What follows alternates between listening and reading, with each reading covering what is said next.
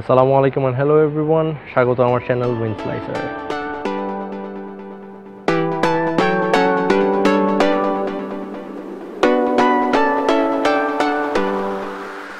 আজকের ভিডিওটি করার মূল উদ্দেশ্য হচ্ছে গিয়ে বার্জারিকারের ফুড হ্যাবিট্যাট অর্থাৎ বার্জারিকারের বিভিন্ন ধরনের খাবার সম্পর্কে আপনাদেরকে পরিচয় করিয়ে দেওয়া এবং সেগুলোর নিউট্রিশন ফ্যাক্ট সম্পর্কে আপনাদেরকে জানানো। তো চলুন দেখে আসি বার্জারিকার বিভিন্ন ধরনের খাবারগুলো।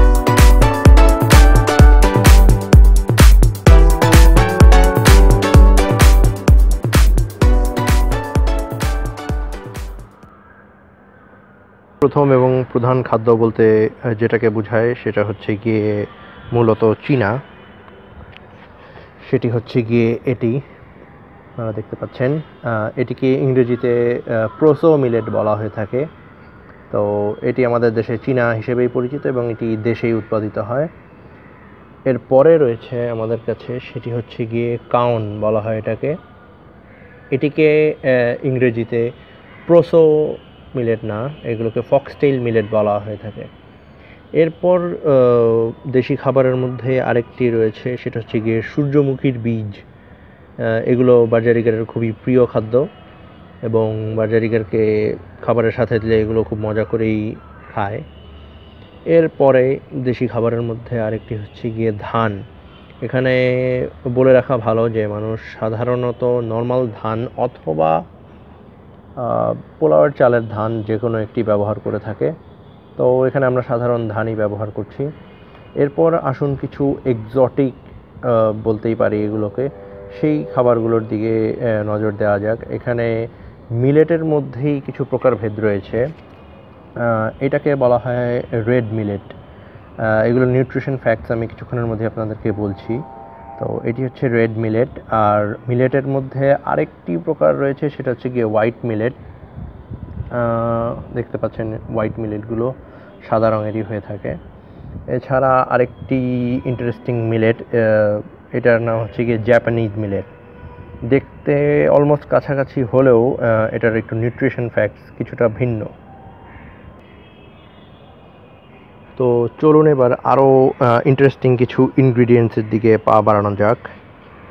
এখানে আমাদের কাছে আরও কিছু উপাদান রয়েছে, তবে এই উপাদানগুলো কিছু মতভেদ রয়েছে। আচ্ছা, এগুলোকে বলা হয় গুজি। অ্যাকচুয়ালি এটার ইংরেজি নাম বর্তমানে আমার জানা নেই, দুঃখিত। এটাকে বলা হয় হচ্ছে গিয়ে তিসি। তো লিনসিড হিসেবে পরিচিত এটা। যারা যারা বার্জারিকারের খাবার কেনেন অথবা এই সম্পর্কে জানেন তারা বলতে পারবেন বেটার। লিনসিড হিসেবে এটা পরিচিত, গুগলে সার্চ করে দেখতে পারেন। এছাড়াও আমাদের কাছে আরেকটি জিনিস রয়েছে, এগুলোকে বলা হয় ক্যানারি সিড। পুষ্টিমানের দিক দিয়ে এগুলো খুবই ভালো। এগুলো নিউট্রিশন ফ্যাক্টস আপনাদেরকে আমি জানাচ্ছি। আর আরেকটি হচ্ছে কি হেম্প সিড। এটি বার্জারিকারের জন্য অ্যাকচুয়ালি খুবই দরকার। আশা করব এটিকে অন্যভাবে কেউ ব্যবহার করবেন না, যেহেতু এটি হেম্প সিড। এটার নিউট্রিশন ফ্যাক্টস যথেষ্ট হাই এবং এটার প্রোটিন ফ্যাটস অনেক ভালো পরিমাণেই রয়েছে। তো দেশি খাবারের সাথে আপনারা চাইলে এগুলো ব্যবহার করতে পারেন। চলুন জেনে নেওয়া যাক কিছু নিউট্রিশন ফ্যাক্টস এই মিলেটগুলো আরেকবার দেখে নিতে পারেন। এইগুলোকে মিলেট বলা হয়ে থাকে। আমাদের দেশে চীনা কাউন হিসেবেই পরিচিত এগুলো। তো এগুলো নিউট্রিশন ফ্যাক্টস বলতে গেলে কার্বোহাইড্রেটের পরিমাণই বেশি এগুলোতে, যেটা আমরা ভাত থেকে পেয়ে থাকি আমাদের মানুষদের জন্য, আর পাখিরা কার্বোহাইড্রেট এগুলো থেকেই পেয়ে থাকে। তো এখানে ফ্যাটের পরিমাণ খুবই কম রয়েছে এবং প্রোটিনের পরিমাণ আছেও কিছু এটার সাথে। হচ্ছে গিয়ে সূর্যমুখীর সিড, যেটা দেখতে পাচ্ছেন সূর্যমুখীর বীজ। এটার নিউট্রিশন ফ্যাক্টস বলতে গেলে এটিতে মূলত ফ্যাটের পরিমাণই বেশি, ফ্যাট এবং অয়েল। যেহেতু আপনারা জানেন সানফ্লাওয়ার অয়েল হয়ে থাকে সূর্যমুখীর বীজ থেকে যেই তেলটি হয়। তো আপনি যদি কোনো কারণে দেখেন যে পাখি মুটিয়ে যাচ্ছে অথবা ওয়েদারটা কিছুটা গরম পড়েছে বাইরে, তো এই সিডগুলো দেওয়া খানিকক্ষণের জন্য বন্ধ রাখতে পারেন অথবা কয়েকদিন পরে দিলেও বেটার হয়। যেহেতু বার্জারিকার খুবই পছন্দ করে সিডগুলো, সেহেতু প্রেফার করছি যে আপনারা দেবেন। কিন্তু যদি পাখি বেশি মোটা মনে হয় অথবা বাইরের তাপমাত্রা বেশি থাকে, তবে এগুলো ব্যবহার না করাটাই ভালো। একটি প্রধান উদ্দেশ্য এবং একটি উৎস হচ্ছে গিয়ে এই ধানগুলো। বার্জারিগার খাওয়ার সময় খোসা ছাড়িয়েই নেয় সবগুলোর। তো এই ধানগুলো বেশ ভালো কার্বোহাইড্রেট হিসেবে কাজ করতে পারে এবং কিছু পরিমাণ প্রোটিনও রয়েছে এতে। তো এগুলো আপনি রেগুলার বার্জারিগার খাবার সাথে দিয়ে রাখতেই পারেন। একটি ব্ল্যাক সিড টাইপের সিড, তো এগুলোকে বার্জারিগার প্রত্যেকটি সিডের মতোই খোসা ছাড়িয়ে খায়। তো এগুলোর নিউট্রিশন ফ্যাক্টস অলমোস্ট ধান এবং কাউনের কাছাকাছি, তবে এগুলোতে ফ্যাটের পরিমাণ কিছুটা বেশি রয়েছে বলতে পারেন। এবং এরপর যে আমরা দেখতে পাচ্ছি তিসি থেকে মূলত তেল উৎপাদন হয়, আপনারা জানেন এই ব্যাপারটাতে।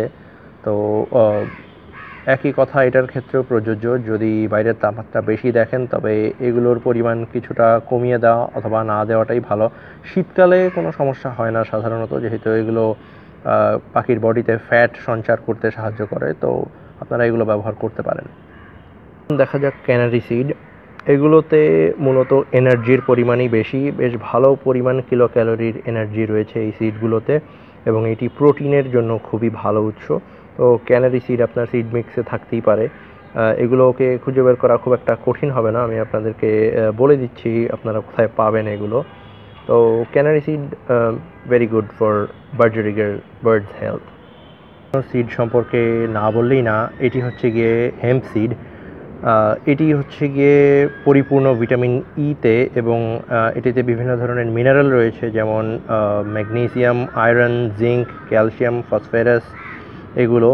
এবং এই সিডগুলো হচ্ছে গিয়ে ওমেগা 3 আর ওমেগা 6-এ ভরপুর। তো এটি হচ্ছে গিয়ে খুবই দরকারি পাখির ইমিউন সিস্টেম, মানে রোগ প্রতিরোধ ক্ষমতা বৃদ্ধি করার জন্য।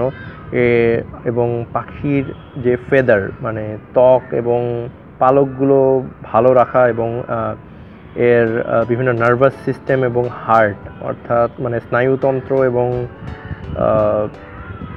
হার্টের জন্য খুবই ভালো এই সিডটি। সর্বশেষ একটি সিডের কথা যেটি না বললেই না, এটি হচ্ছে গিয়ে জাপানিজ মিলেট। এটাকে এখন বাংলায় নামকরণ করা হয়ে গেছে ক্যালসিয়াম বোমা হিসেবে। তো নামটা খুবই ফানি, বাট কথা অ্যাকচুয়ালি সত্য। আমি ইন্টারনেট ঘেটে এইটুক বের করতে পেরেছি যে এই মিলেটটা অ্যাকচুয়ালি ক্যালসিয়ামের পরিমাণ যথেষ্ট বেশি। তো পাখি যখন ডিম পাড়ার টাইম হয় অথবা পাখির বোন স্ট্রাকচার মানে হাড়ের গঠন ঠিক রাখার জন্য আপনি এই মিলেটগুলো খাবার হিসেবে পাখিকে দিতে পারেন সিড মিক্সের সাথে একসাথে মিশিয়ে। এমন না যে এগুলোর প্রত্যেকটার পরিমাণই সমান থাকবে, তবে আমাদের দেশি যে চীনাটি এটার পরিমাণ সবচেয়ে বেশি থাকবে, তারপরে বাকিগুলো। তো সিড মিক্সের পরিমাণ সম্পর্কে আমি আপনাদেরকে বলে দিচ্ছি। ভিডিওতে আপনারা যেই খাবারগুলো দেখলেন এই জন্য আমি বিশেষ ধন্যবাদ দিতে চাচ্ছি আমাদের আব্দুল হাকিম ভাইকে, যার দোকান থেকে অ্যাকচুয়ালি অনেক জ্বালাতন করে তাকে এই খাবারগুলো সংগ্রহ করা। এই ভিডিওতে ধন্যবাদ না দিলেই না, যাদের কাছ থেকে অ্যাকচুয়ালি বার্জারিকা সম্পর্কে জানা এবং শেখা।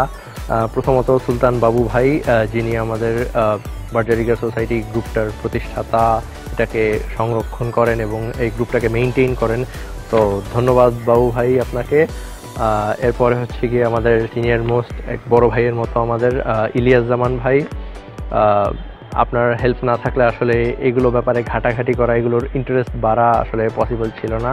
এরপরে হচ্ছে গিয়ে আমাদের সুজা ভাইকে বেশ ভালোই ফোন দিয়ে জ্বালাতন করা হয় বিভিন্ন ইনফরমেশন নেওয়ার জন্য। থ্যাংক ইউ সুজা ভাই। আর ধ্রুব, আমার মতো সেম নাম। তো Dhruv, thank you for your help.